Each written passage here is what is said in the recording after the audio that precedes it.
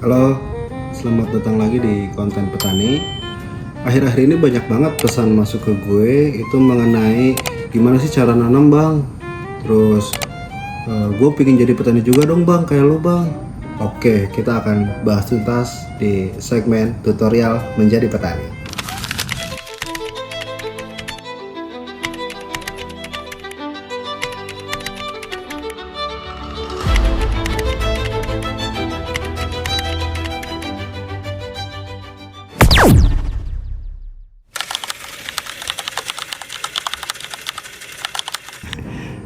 Oke, sebelumnya gue mau disclaimer dulu ya sama calon sobat tani semua, bahwa memilih profesi menjadi petani itu nggak mudah guys.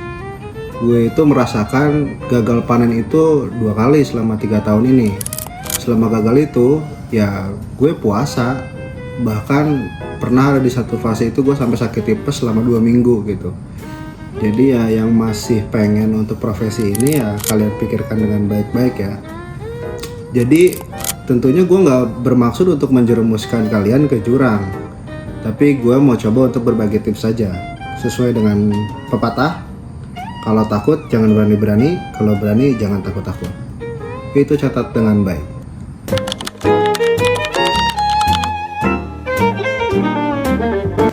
Sebelum gue jelasin videonya, kita lihat dulu nih definisi petani. Petani adalah pelaku utama dalam kegiatan usaha pertanian.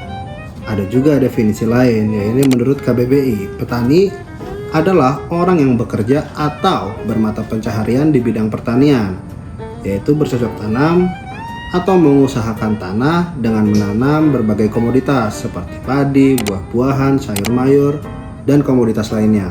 Petani dapat memiliki lahan sendiri atau menggarap lahan orang lain. Sesuai dengan penjelasan yang tadi, artinya kita sebelum menjadi petani itu ada beberapa prakondisi yang harus disiapkan terlebih dahulu.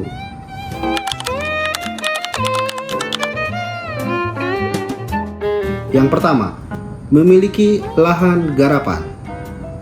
Memiliki yang dimaksud tidak harus lahan pribadi, bisa juga lahan orang lain lalu kita sewa. Gue pribadi itu memiliki lahan garapan yang sistemnya sewa atau kontrak. Nah, sewa ini tergantung tempat biasanya, dan penanaman setiap daerah biasanya juga berbeda. Misalnya, kalau di tempat gue, sewanya itu per tumbak. Ada juga di daerah yang lainnya, misalnya di Jawa ya, kita identik dengan biasanya sewanya itu sebutannya per bau. Ada juga sewanya sebutannya per bata, jadi tergantung konteksnya di wilayah masing-masing. Jadi begitu banyak sebutan untuk luas lahan yang akan disewa. Coba spill daerah kalian biasanya kalau sewa lahan disebutnya per apa atau per berapa.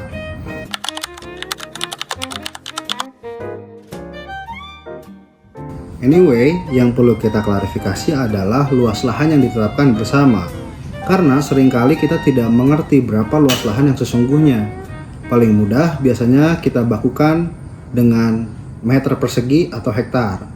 Kalau pemilik lahan yang bilang luas lahan dengan bahasa daerah masing-masing, nah yang termudah adalah menggunakan aplikasi mapping. Itu sudah banyak sekali di Play Store, nanti linknya akan gue sertakan di bawah ini ya. Selanjutnya, jika sudah diklarifikasi bersama dan deal, buatlah surat perjanjian yang ditandatangani bersama. Jika tidak, maka akan terjadi potensi konflik yang bahaya. Bisa saja pemilik lahan sewaktu-waktu menggusur lahan kita.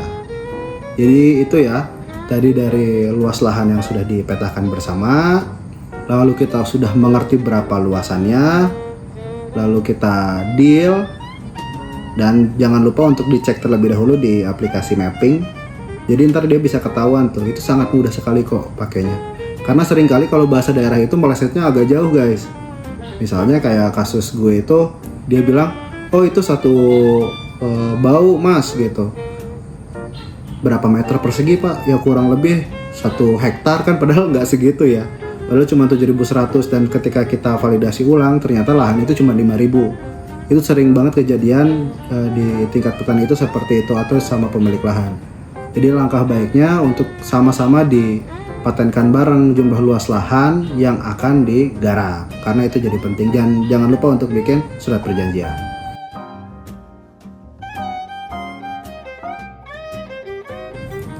Yang kedua, Seperti tadi yang sudah dijelaskan di KBBI, setelah memiliki lahan pribadi ataupun lahan sewa, kita mengusahakan tanah. Nah, yang dimaksud mengusahakan tanah ini adalah ditanami sesuatu. Pada segmen ini akan kita bahas di next video, karena ini menyangkut masalah keuangan, budidaya, dan banyak lagi. Nah, sampai sini. Kalau masih banyak yang bingung, coba ntar dipelanin lagi videonya. Dan ternyata untuk bertani mudah bukan? Selanjutnya adalah untuk menyiapkan modal, baik modal material berupa uang tentunya, dan juga modal fisik. Kita akan bahas di next video.